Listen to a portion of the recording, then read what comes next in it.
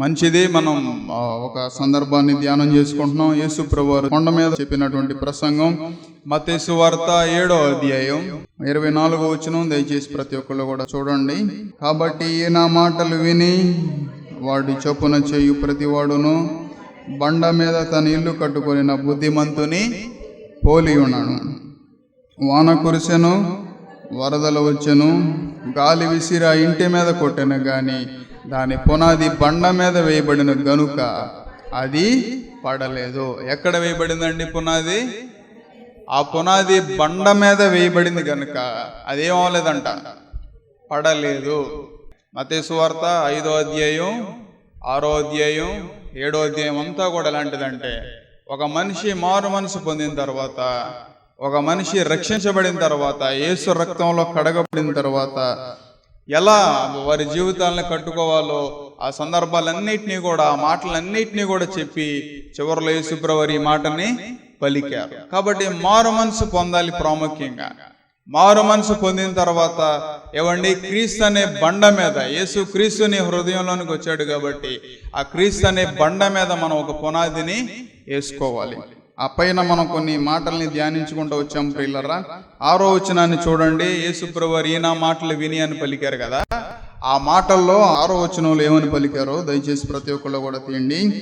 ఏవండి, పరిశుద్ధమైనది కుక్కలకు పెట్టకుడి, ముత్యములు పందుల ఎదుట వేయకుడి, వేసిన ఎడల అవి ఒకవేళ వాటిని కాళ్లతో త్రొక్కి మీ మీద పడి మిమ్మును చీల్చి వేయును. చూడండి ప్రియులారా, చాలా మందికి ఈ మాటకు అర్థం తెలియదు. ఏవండి, యేసుప్రభువారు పలికిన మాటలన్నీ కూడా మర్మయుక్తంగానే ఉంటాయి. రెండో విషయం మనం గుర్తించాల్సింది ఏంటంటే, యేసుప్రభువారు ధర్మశాస్త్రాన్ని అంతటినీ కూడా ఏం చేశారు? పాత నిబంధన అంతటినీ కూడా ఏం చేశారు? అప్డేట్ చేశారు, దాన్ని నెరవేర్చారు. కాబట్టి ఆయన పలికిన కొన్ని మాటల్లో అర్థం చేసుకోవాల్సిన విషయాలు చాలా ఉంటాయి ప్రియులారా. పరిశుద్ధమైనది కుక్కలకు వేయకుడి అని ఉంది. దీని ఆత్మీయ జీవితంలో ఎలా తీసుకోవాలి? మనం మారు మనసు పొందిన తర్వాత, మనం రక్షించబడిన తర్వాత, యేసు రక్తంలో నువ్వు నేను కడగబడిన తర్వాత మనం ఎలా మార్చబడతాం చెప్పండి? పరిశుద్ధంగా మనం మార్చబడతాం ప్రియులారా. వాస్తవానికి పాత నిబంధన ప్రకారం ఏవండి, పాప క్షమాపణ జరగాలి అంటే ఏం చేయాలి? అక్కడ బలి ఇవ్వాలి. బలిచ్చిన తర్వాత, రక్తం చెందించబడిన తర్వాత వాటి మీద మన చేతులుంచి మనం చేసిన తప్పుని వాటంతటినీ కూడా సరి చేసుకున్న తర్వాత మన పాపం అంతా కూడా ఎక్కడికి వెళ్ళిపోయింది? ఏ జంతువునైతే మనం బలిచ్చామో మన పాపం అంతా కూడా ఆ రక్తంలోకి వెళ్ళిపోయి ఏవండి, ఆ జంతువు కానివ్వండి, ఆ రక్తం కానివ్వండి, ఏమైపోద్ది? అంతటితో అపవిత్రం అయిపోద్ది. అది అపవిత్రం అవటం ద్వారా మనం ఏమయ్యాం? అక్కడ మనం అంటే ఆ టైంలో మనుషులు అయ్యారు, పరిశుద్ధులయ్యారు. కాబట్టి అర్పించిన తర్వాత ఏదైతే ఉందో ఆ బలి అర్పించిన తర్వాత దాన్ని ఎవరు కూడా తినకూడదు. ఆ మాంసాన్ని కానీ ఆ రక్తాన్ని కానీ ఎవరు కూడా తినకూడదు. దేవుడి చెప్పినటువంటి మాట ఏంటంటే, దానంతటినీ కూడా తీసుకువెళ్ళి కుక్కలకి వెయ్యాలి. ధర్మశాస్త్రంలో ఉంది ప్రియులు, it's one of the rule. ఎక్కడ రాసి ఉంది అంటే ఆ మాట నిర్గమాకాండం 22:30 వచనం. దయచేసి ప్రతి ఒక్కళ్ళు కూడా తీయండి. అట్లే నీ ఎద్దులను నీ గొర్రెలను అర్పింపవలెను. 7 దినములు అది దాని తల్లి యొద్ద ఉండవలెను. 8వ దినమున దానిని నా క్రియవలెను. ఏమండి, ఇచ్చిన తర్వాత, బలి అర్పించిన తర్వాత ఒక మనిషి ఎలా మార్చబడతాడు చూడండి. మీరు నాకు ప్రతిష్ఠించబడిన వారు గనుక పొలములలో చేల్చబడిన మాంసమును తినక కుక్కలకు దానిని పారవేయవలెను. ఎందుకంటే అది అపవిత్రం అయిపోయింది కాబట్టి. 31వ వచనంలో ఏమని దేవుడు పలికాడంటే, మీరు నాకు ప్రతిష్ఠించబడిన వారు. అపవిత్రమైన దాన్ని మనం ముట్టకూడదు, అపవిత్రమైన దాన్ని మనం తినకూడదు పాత నిబంధన ప్రకారం. దాన్నే యేసుప్రభువారు మరలా కొత్త నిబంధనలోనికి వచ్చేసరికి మత్తయి సువార్త 7వ అధ్యాయం 6వ వచనంలో ఏమని పలికారంటే, పరిశుద్ధమైనది కుక్కలకు పెట్టకుడి అని పలికారు పిల్లలు. నువ్వు పరిశుద్ధంగా మార్చబడ్డావా? ఈ ఉదయకాల సమయంలో సోదరుడా, సహోదరి, యేసు రక్తంలో నువ్వు కడగబడ్డావు కదా. ఒకసారి దేవుని సన్నిధికి వచ్చి, ఒకసారి దేవుని మందిరానికి వచ్చి, ఏవండి, నువ్వు ఒకసారి రక్షించబడిన తర్వాత, ఒకసారి నువ్వు కడగబడిన తర్వాత, ఒకసారి పరిశుద్ధంగా మార్చబడిన తర్వాత మరలా ఏనాడైనా సరే వెనక్కి తిరిగావా? ఏవండి, నీ గత జీవితం అంతా, అపవిత్రత అంతా తొలగించుకున్నావు యేసు దగ్గరికి వచ్చి. యేసు రక్తంలో నువ్వు కడగబడ్డావు. బహుశా నువ్వు మారు దేవుడిని పాపాలని క్షమించి ఉంటాడు. ఏవండి, దేవుడు నీకు మంచి దర్శనాన్ని ఇచ్చి ఉంటాడు. ఆయన వాక్యం ద్వారా నీ పాపాలు క్షమించబడి దేవుడు నీతో పలుకుంటాడు. బహుశా ఆ క్షణంలో నువ్వు పరిశుద్ధంగా మార్చబడ్డావు. ఏవండి, కలువరి సిలువలో యేసుక్రీస్తు నీ పాపాన్ని, నా పాపాన్ని అంతటినీ కూడా ఆయన మీద వేసుకుని ఏమైపోయాడండి? ఆయన పాపిగా మారిపోయాడు. ఆయన అపవిత్రుడిగా మారిపోయాడు. ఆయన శరీరం అందుకే ఏమండి చేల్చబడింది, అక్కడ రక్తం చిందించబడింది. మన పాపాలన్నీ కూడా అక్కడ ఏమండి ప్రాయశ్చిత్తం అయిపోయింది. ఏమండి, తన మూఢతనం మరలా కనపరుచు మూర్ఖుడు కక్కిన దానికి తిరుగు కుక్కతో సమానుడు అని రాస్తుంది ప్రియులారా. కుక్క కొన్నిసార్లు వాంతి చేసుకుంటది, తెలుసా? కుక్క ఒక విధంగా బైబిల్ ప్రకారం అది ఒక అపవిత్రమైనటువంటి జంతువు. ఏవండి, కుక్క వాంతి చేసుకుంటది, మరలా వెళ్ళి ఏం చేస్తుంది? కక్కిన వాంతిని ఏం చేస్తుంది? మరలా తింటది ప్రియులారా. అది కుక్కకున్న స్వభావం అలాంటిది. మనుషులు ఈ రోజున మారు మనసు పొందిన తర్వాత కూడా విడిచిపెట్టినటువంటి స్వభావాన్ని, ఏమండి, తన మూఢతనం మరలా కనపరచువాడు. వదిలేసావు కదా స్వభావాన్ని. మందిరానికి వచ్చిన తర్వాత, దేవుడు నమ్ముకున్న తర్వాత పోవాల్సిన స్వభావాలు పోవాలి. మరలా మూఢత మళ్ళీ నీలోనికి రాకూడదు ప్రియులారా. విధేయులంగా మార్చబడాలి, దీనులంగా మార్చబడాలి, తగ్గింపు మనలోనికి రావాలి. మనుషులు ఈ రోజున ఏమండి కక్కేసావు, సిలువ దగ్గరికి వెళ్ళి నీ ప్రతి పాపాన్ని కక్కావు, సిలువ దగ్గరికి వెళ్ళి ప్రతి దోషాన్ని తుడుచుకున్నావు. దాని అంతటినీ కూడా కక్కిన తర్వాత ఏమండి మరలా నీలోనికి ఆ స్వభావం వచ్చిందంటే ఏమండి ఏం చేసావు? నీ పరిశుద్ధమైనటువంటి శరీరాన్ని, నీ పరిశుద్ధమైన హృదయాన్ని, నీ పరిశుద్ధమైనటువంటి జీవితాన్ని మరలా తీసుకెళ్ళి ఏం చేసావు అంటే కుక్కలు ఎదురుగా వేసావు, అంతే. ఒక విధంగా చెప్పాలి అంటే కక్కిన వాంతికి మరలా తిరిగి వెళ్ళావు ఆ స్వభావానికి, లోక స్వభావానికి, పాప స్వభావానికి. ప్రియులారా, నిలబడుతుందా మారు మనసు? ఏమండి, నిలబెట్టుకోగలుగుతున్నావా? కొండ మీద నిలబడటం అంటే సామాన్యం అనుకుంటున్నారా ప్రియులారా? చాలా మందిలో కోపం ఉంటది, విపరీతమైనటువంటి టెంపర్, కోపం ఉంటది ప్రియులారా. దేవుని సన్నిధికి వచ్చిన తర్వాత, దేవుడిగా దీనురాలుగా మార్చబడిన తర్వాత ఏమండి తగ్గించుకుంటాం, సాత్వికం, దయాలత్వం ఇవన్నీ వచ్చిన తర్వాత మరలా నువ్వు కోపాన్ని ప్రదర్శించావా? ఏం చేస్తున్నావు? కక్కిన వాంతికి కుక్క తిరిగి వెళ్ళినట్టు నువ్వు కూడా నీ ఆత్మ స్వభావం దగ్గరికి మరలా తిరిగి వెళ్తున్నావు, అంతే. పరిశుద్ధంగా బ్రతకాల్సింది, నీతిగా బ్రతకాల్సింది, పరిశుద్ధంగా ఉన్న నువ్వు తీసుకెళ్ళి ఏం చేస్తున్నావు? మరలా కుక్కలకు అప్పగించేస్తున్నావు నీ స్వభావాన్ని, ఆ దురాత్మలకు అప్పగించేస్తున్నావు నీ స్వభావాన్ని. ఎంత భయంకరం అండి మనుషులు ఈ రోజున. ఎలాంటి రాతి స్వభావాలు ఉన్నాయి. క్రీస్తులోకి వచ్చి నిన్ను నువ్వు నల్ల కొట్టుకోవాల్సింది, పునాది వేసుకోవాలి. పునాది వేసుకుంటాం అంటే ఏంటి ప్రియులారా? మరలా పాత స్వభావం నీలోనికి వచ్చినా సరే, ఏమండి మరలా రోత స్వభావం నీలోనికి వచ్చినా సరే, విడిచిపెట్టింది మరలా నీ దగ్గరికి వచ్చినా సరే, నువ్వు దాన్ని ఏం చేయకూడదు? కక్కిన వాంతిని మరలా నువ్వు దాన్ని తీసుకోకూడదు నీ హృదయంలోనికి. అలా అలవాటు పడితే బైబిల్ ప్రకారం ఎవరు నువ్వు? చెప్పండి, బైబిల్ ప్రకారం ఎవరు మీరు? మిమ్మల్ని మీరే అనుకోండి పిల్లలు. కాబట్టి ఏవండి, తన మూఢతను మరలా కనపరుచు మూర్ఖుడు కక్కిన దానికి తిరుగు కుక్కతో సమానుడు ప్రియులరా. తిన్న తర్వాత ప్లేట్ కడిగి తినే ముందు మళ్ళీ ఏం చేస్తాం? ప్లేటుని కడుక్కుని మనం తింటామే. లోక విషయాల్లో, ప్రతిరోజు జరిగే విషయాల్లో ఇంత జ్ఞానం ఉంది నీకు నాకు, కానీ ఆత్మీయతలో ఎంత జ్ఞానం ఉంది ప్రియులరా మనకి ఈ రోజున? ఎలాంటి స్వభావాలు ఏలుబడి చేస్తున్నాయి. అయ్యో, ఎక్కడైనా సరే నేను వెనక్కి తిరిగి మరలా అలాంటి స్వభావం, మరలా మూఢతో నేను కనబరుస్తున్నానా? మరలా వదిలిన పాపాన్ని నేను సమకూర్చుకుంటున్నానా? మరలా లేదంటే నా చుట్టూ ఉన్న వారి మాటలు కానీ, వారి ప్రవర్తన కానీ ఏదన్నా అది నన్ను ప్రభావితం చేస్తుందా? కాబట్టి పరిశుద్ధమైనది ఏనాడు కూడా కుక్కలకి పెట్టకూడదు. పరిశుద్ధంగా మార్చబడిన నువ్వు, ఏవండి పరిశుద్ధాత్మ దేవునికి నిలయంగా మార్చబడిన నీ శరీరం, అది మరలా ఏనాడు కూడా అపవిత్రతకు కానీ, అపవిత్రమైనటువంటి క్రియలకు కానీ, అపవిత్ర ఆత్మకు కానీ అది ఏనాడు కూడా పెట్టకూడదు, సమర్పించకూడదు. గుర్తుపెట్టుకో. ఏవండి, ఒక దేవుని సేవకుడు ఏం చెప్పాడు తెలుసా? You are the copy right of God అని పలికాడు, అంతే. వాట్ ఈస్ కాపీ రైట్ అంటే ఏంటి ప్రియులారా? ఏవండి, ఇక్కడ ఈ పేజీని తీసుకెళ్లి జిరాక్స్ లో ఏవండి మిషన్లో ఇలా పెట్టి ఏమండి ఒక జిరాక్స్ ఏమంటే ఏం చేస్తాడు? ఎగ్జాక్ట్ గా అదే పేజీ ఇచ్చేస్తాడు ప్రియులారా. నువ్వు కూడా దేవునికి యువర్ డూప్లికేట్ ఆఫ్ గాడ్, అంటే దేవుని స్వరూపంలో నువ్వు ఉన్నావు.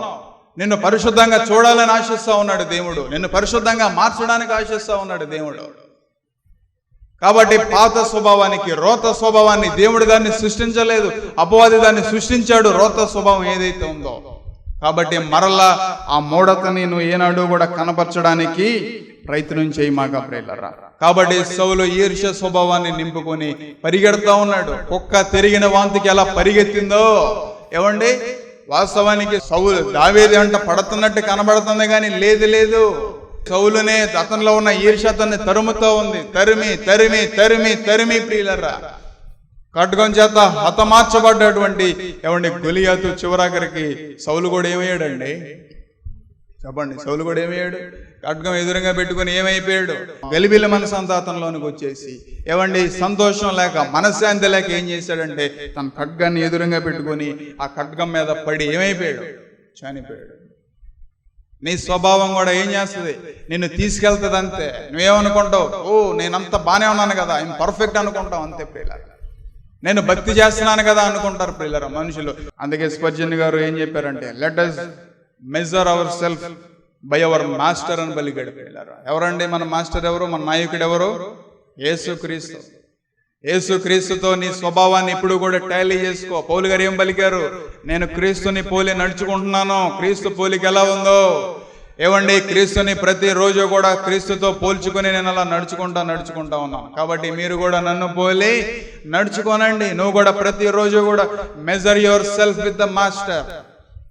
యేసు క్రీస్తుతో ఆయన పలికిన మాటలతో ప్రతిరోజు కూడా పోల్చుకో, సరిచూసుకో ఎలా ఉంది అనేటువంటి విషయాన్ని. ఏమండి, not by our fellow servants ప్రియులారా. మన చుట్టూ ఉండే కొంతమంది ఏమండి సేవకుల ద్వారా కానీ మనుషుల ద్వారా కానీ కానే కాదు ప్రియులారా. ఏమండి, the pride will be impossible అని పలికాడు. అప్పుడు నీలోనికి గర్వం రానే రాదు. ప్రైడ్ విల్ బి ఇంపాసిబుల్ అని పలికాడు ప్రియులారా. మనలోనికి అహంకారం, గర్వం రానే రాదు ప్రియులారా. చాలా మందిలో ఉన్న ఏమంటే అన్నిటికీ మించిన గర్వం ఏంటో తెలుసా ప్రియులారా?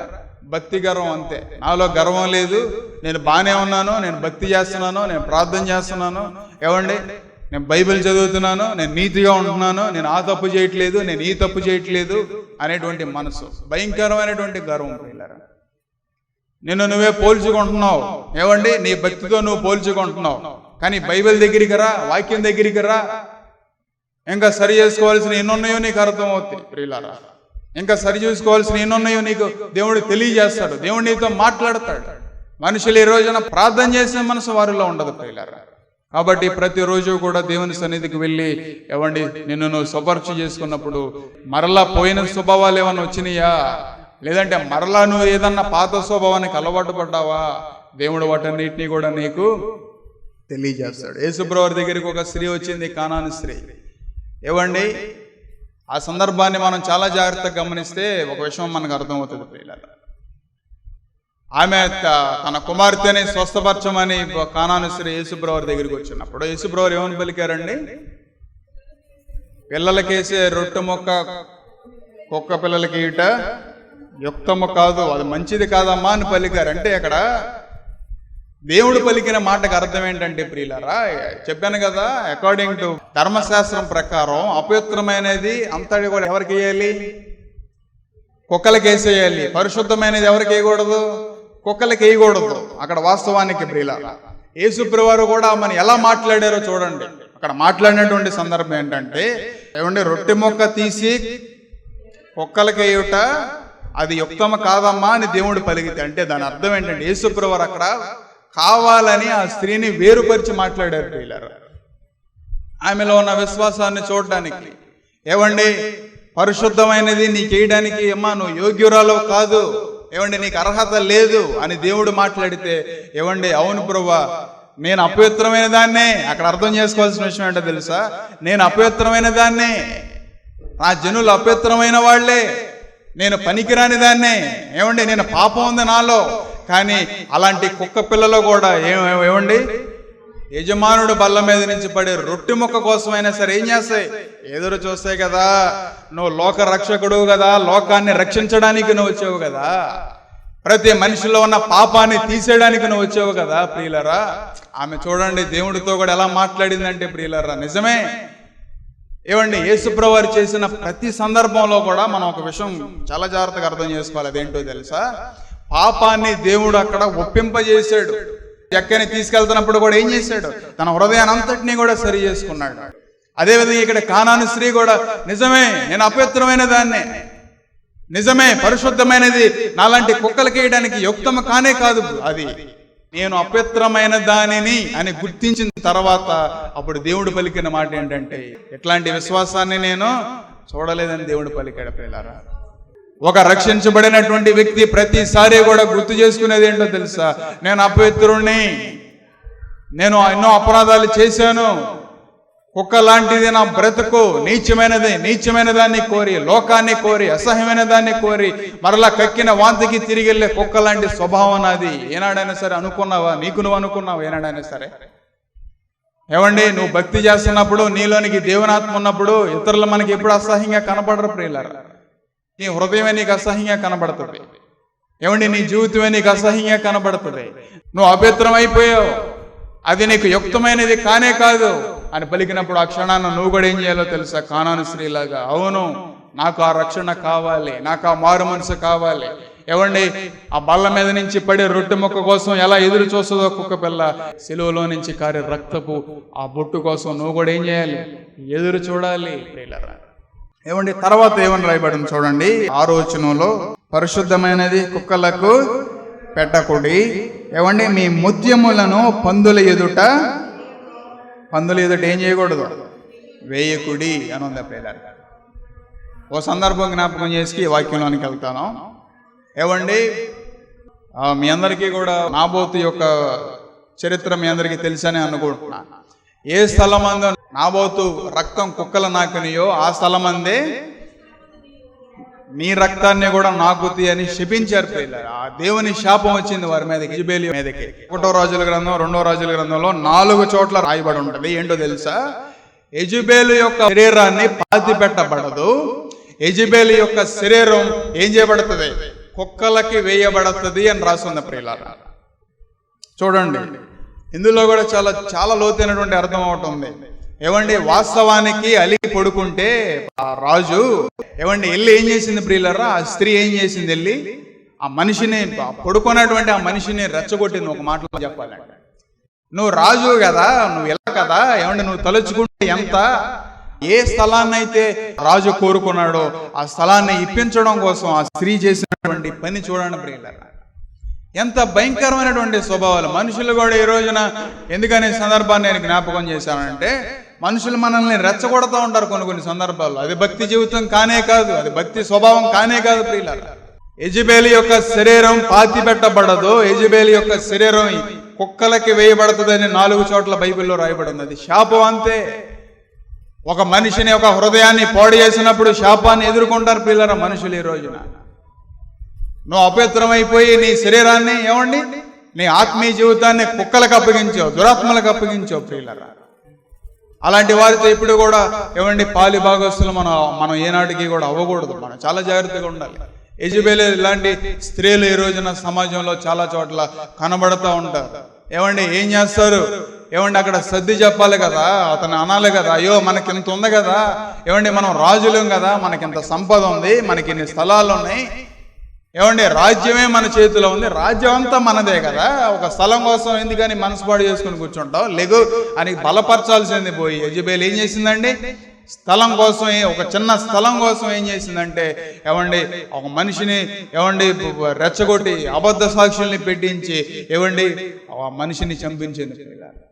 పనికి మాలిన ఇద్దరు అబద్ధ సాక్షుల్ని సిద్ధపరిచింది. ప్రియులారా, అలాగే ఏమండి నీ హృదయాన్ని కూడా అలాగే అప్పగించే మనుషులు కొంతమంది తయారవుతూ ఉంటారు మన జీవితంలో. కాబట్టి ఏనాటికి కూడా నీ హృదయాన్ని మరలా కక్కిన వాంతికి తిరిగి వెళ్ళినట్లుగా, పరిశుద్ధమైనది కుక్కలకి పెట్టకండి అని అక్కడ ఎలా ఉందో, నువ్వు కూడా పరిశుద్ధమైనటువంటి ఆ మనసుని, ఆ స్వభావాన్ని, ప్రియులారా ప్రాముఖ్యంగా స్వభావాలు, ఆ స్వభావాన్ని మరలా నువ్వు ఎవరికి అప్పగించుకోకుండా దాన్ని నువ్వు జాగ్రత్త పరచుకోవాల్సిన బాధ్యత అది నీదే. అలా నువ్వు జాగ్రత్తగా ఉండాలి అంటే నువ్వు ప్రార్థన చేయాలి. ఏమండి ప్రార్థనాత్మ నీ మీద లేకపోతే కనుక, ప్రార్థన నీలో లేకపోతే కనుక ఏమండి ఆ స్వభావాలన్నింటినీ కూడా నువ్వు జయించలేవు. ఇక్కడ ఏమని రాయబడిందో చూడండి ప్రియులారా, ఏమండి మీ ముత్యములను పందుల ఎదుట వేయకుడి. ఏమండి వేసిన ఎడల అవి ఒకవేళ వాటిని కాళ్లతో త్రొక్కి మీ మీద పడి మిమ్మల్ని చీల్చి వేయును. చూడండి ప్రియులారా, ఎంత భయంకరంగా ఉందో ఈ మాట. మీ ముత్యములను పందుల ఎదుట ఏం చేయకూడదు, వేయకూడదు. పంది కూడా అపవిత్రమైనటువంటి జంతువులు ప్రియులారా. ఏమండి, దురాత్మలన్నీ కూడా ఆ శానాల్లో ఉన్నప్పుడు ఎక్కడికి వెళ్తానని చెప్పినాయండి ఆ దయ్యాలన్నీ? ఎక్కడికి వెళ్తావు? నువ్వు సెలవిస్తే ఆ పందుల్లోకి వెళ్తావని చెప్పి. ఏమండి, మీకు సందర్భం చెప్తాను చూడండి. మన ఆత్మీయతలో ఎంత మెట్టు వరకు మనం ఎదగొచ్చో తెలుసా ప్రియులారా మీకు? ఎవరైనా ఎదగొచ్చు, నువ్వైనా ఎదగొచ్చు, నేనైనా, మనందరం ఎదగొచ్చు ప్రియులారా ఆ స్థాయికి. ఓ రోజున ఒక దేవుని సేవకుడు ఏమండి బలమైనటువంటి దేవుని సేవ చేస్తూ ఉన్నాడంట. బలమైనటువంటి ప్రార్థనాత్మ చేత నింపబడి బలంగా ఏమండి దేవుని కోసం వాడబడతా ఉన్నాడంట ప్రియులారా. అయితే లూసిఫర్ ఏం చేసిందంటే, నిజంగా జరిగిన సందర్భం, లూసిఫర్ ఏం చేసిందంటే ఏమండి ఒక దురాత్మని సిద్ధపరిచి నరకం నుంచి ఆ దురాత్మను పంపించిందంట దేవుని సేవకుడి దగ్గరికి. ఎందుకో తెలుసా? ఆ దేవుని సేవకుడిని పాడు చేయడానికి. ఆ దురాత్మ వచ్చి సేవకుడిని పాడు చేయడానికి ప్రయత్నం చేస్తే ఏమండి ఆ దేవుని సేవకుడు దాన్ని గద్దించాడంట ప్రియులారా. ఏం చేశాడండి? ఆ దేవుని సేవకుడు గద్దించగానే ఆ దురాత్మ భయపడి ఎక్కడి నుంచి అయితే వచ్చిందో మరలా ఏమైపోయింది, నరకం నుంచి వచ్చినటువంటి ఒక దురాత్మ ఏమైపోయిందంటే మరలా తిరిగి నరకానికి వెళ్ళిపోయిందంట ప్రియులారా.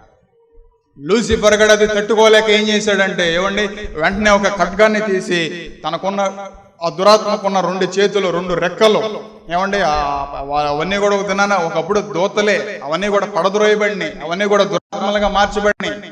ఆ 2 రెక్కల్లో ఉన్నటువంటి ఒక రెక్కని అక్కడే తెగ నరిగేసిందంట ప్రియులారా. ఎక్కడ రాసి ఉంటుందో తెలుసా ఈ సందర్భం? నరకానికి పిక్నిక్ లో రాసి ఉంటుంది ఈ సందర్భం ప్రియులారా.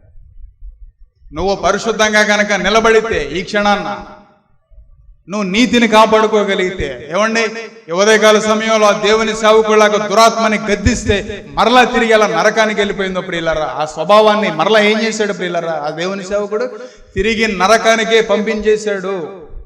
నువ్వు కూడా నీ స్వభావాన్ని తిరిగి ఏం చేయాలి? నరకానికే పంపించాలి. నీ మీద ఏలుబడి చేస్తున్నటువంటి ఆ స్వభావాన్ని యేసు నామంలో గద్దించి ప్రార్థన చేస్తే దేవుని సన్నిధిలోకి వెళ్ళి యేసయ్యా నీ నామంలో నా మీద ఏలుబడి చేస్తున్న ఈ దురాత్మని తీసేయి అని కనుక నువ్వు ప్రార్థన చేస్తే ఆ క్షణాన దేవుడు ఏం చేస్తాడు? తిరిగి దాన్ని నరకానికే పంపిస్తాడు. విలువైనటువంటి ముత్యాలు పందులకు వేయకుడి. సమాజంలో రోతలో అపవిత్రంగా బ్రతికే మనుషులు ఎంతో మంది ఉంటారు పిల్లరా సమాజంలో. ఏమండి యవనస్తులు ఎలా ఉన్నారు ఇది నాన్న? ఎంత భయంకరంగా ఉన్నారు ప్రియులారా. ఎంత నీచానికైనా సరే దిగజారిపోతారు. ఏమంటే డ్రగ్స్కి అలవాటు పడినోళ్ళు, త్రాగుడికి అలవాటు పడినోళ్ళు, సిగరెట్లకి అలవాటు, బెట్టింగ్లకి అలవాటు పడినోళ్ళు ఎంత నీచానికైనా సరే వారు దిగజారిపోతారు. అంతే, కావాల్సింది డబ్బు, అంతే. మనుషులు ఏమనుకున్నా పర్లా, అంతే. యవనస్తుల విషయంలో చాలా జాగ్రత్తగా ఉండాలి ప్రియులారు. ఎంతో మంది ఏమండి నీ చుట్టూ ఉండి డబ్బులు అడిగేవారు కొంతమంది ఉంటారు ప్రియులారు. దేనికో అలవాటు పడ్డాడు, డబ్బులు ఇచ్చావా నువ్వే చెడగొడుతున్నావు. గుర్తుపెట్టుకు ఆ విషయాన్ని. ఎవరికి కూడా ప్రియులారా మీ విలువైనటువంటి దాన్ని బైబిల్ ఏం చెప్తుందంటే పనివాడు జీతానికి పాత్రుడు. నువ్వు కష్టపడి నువ్వు సంపాదించావు నీ డబ్బుని ఇస్తే దేవుని కన్నా ఇవ్వు, లేదంటే పేదల కన్నా ఇవ్వు. ఎంతో మంది లేనివారు ఏమంటే ఆకలితో అలమటించేవారు బోల్డు మంది ఉన్నారు సమాజంలో. కాబట్టి మీ విలువైనటువంటి ముత్యాలు పందులు ఎదుట వేయకూడదన్నమాటకు అర్థం అదే ప్రియులారా. అవి మీ మీద పడి ఏం చేస్తాయి? ఒక దినాన చీల్చేస్తాయి, అంతే. కృతజ్ఞత భావం ఉండదు ప్రియులారా అలాంటి యవనస్తులకి. మనుషులు ఈ రోజున ఎన్ని రకాలుగా ఏమండి డబ్బులు సంపాదిస్తారో వడ్డీలకి ఇచ్చేవారు కొంతమంది ఉంటారు ప్రియులారా. అది నీకు శాపం కదా. దేవుని దీవెన నీ దగ్గర ఉంటుందా? ఉండనే ఉండదు ఆ క్షణాన్న. పందులు ఎదురుగా వేస్తున్నావు నువ్వు. వారు ఏం చేస్తారు? ఎంత భయంకరంగా వారి స్వభావాలు పడి నీ మీద పడి నీ హృదయాన్ని నీ మనసుని చీల్చేస్తాయి, అంతే కొన్ని దురాత్మలు. చాలా జాగ్రత్తగా ఉండాలి. ఏమండి లోకసువార్త 15వ అధ్యాయం కూడా దయచేసి ఒకసారి తీయండి. అక్కడ యేసుప్రభువు కూడా మంచి ఉపమానాన్ని చెప్పారు. ఆ సందర్భం చదివితే మనకి చాలా విషయాలు అర్థమవుతాయి ప్రియులారా. లోకసువార్త 15వ అధ్యాయంలో ఏమని రాయబడిందో చూడండి. 11వ వచనం నుంచి దయచేసి చూడండి. మరియు ఆయన ఇట్లా, నేను ఒక మనుషునికి 2 కుమారులు ఉండేది. వారిలో చిన్నవాడు తండ్రి ఆస్తిలో నాకిచ్చే భాగమేమని తన తండ్రిని అడగగా అతడు వారికి తన ఆస్తిని పంచిపెట్టెను. ఏమండి కొన్ని దినములైన తరువాత ఆ చిన్న కుమారుడు సమస్తమును కూర్చుకొని దూరదేశమునకు ప్రయాణమైపోయి అచ్చట తన ఆస్తిని ఏమండి దుర్వ్యాపారం వలన పాడు చేశాను. అదంతయు ఖర్చు చేసిన తర్వాత ఆ దేశమందు గొప్ప కరువు రాగా వాడు ఇబ్బంది పడసాగి వెళ్ళి ఆ దేశస్థులో ఒకని చెంత చేరెను.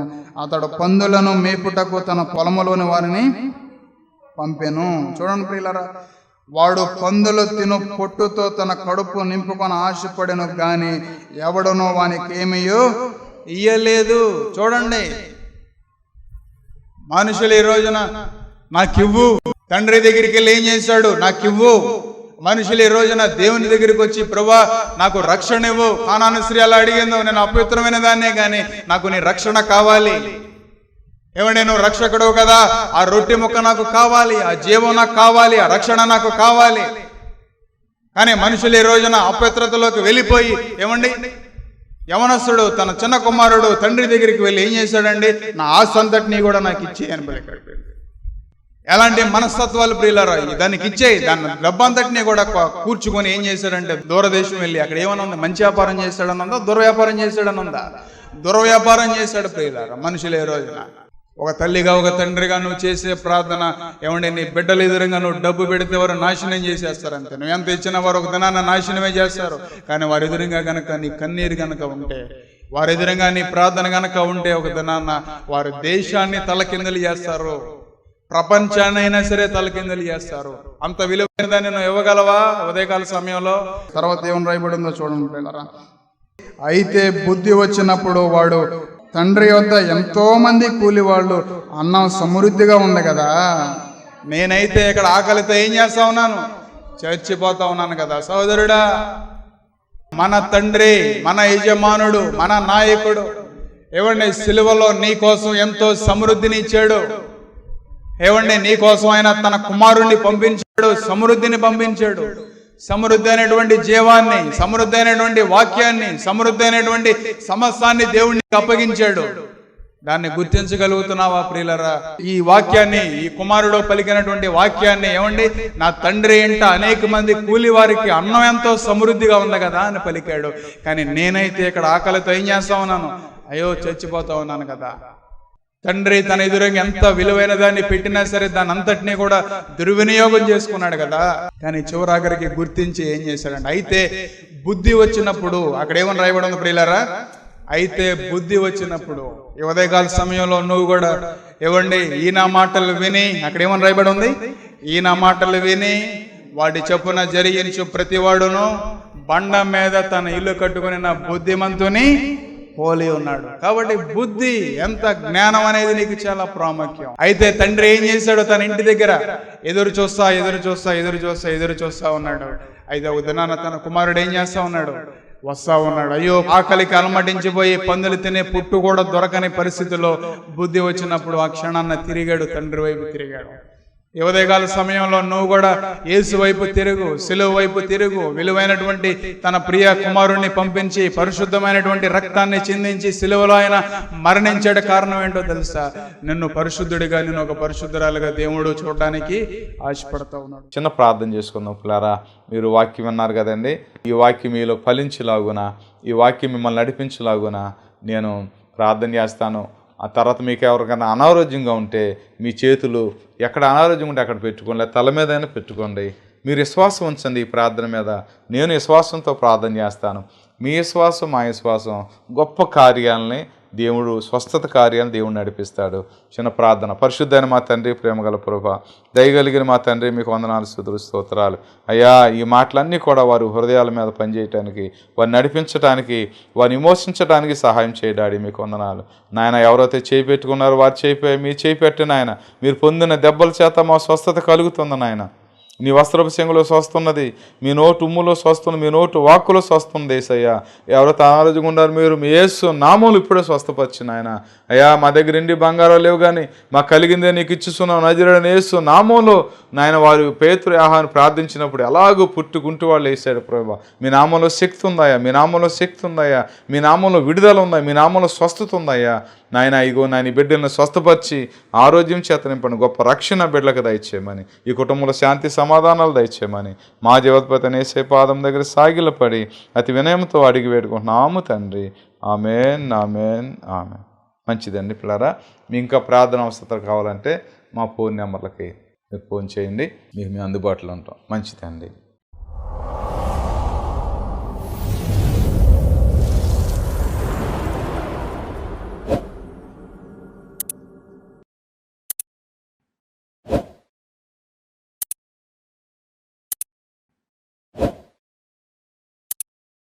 మా అడ్రస్ LAF బెతెస్దా ప్రార్థనా మందిరం, స్విమ్మింగ్ పూల్ రోడ్, సర్కర్ తోట, మచిలీపట్నం, ఆంధ్రప్రదేశ్, కృష్ణా డిస్ట్రిక్ట్.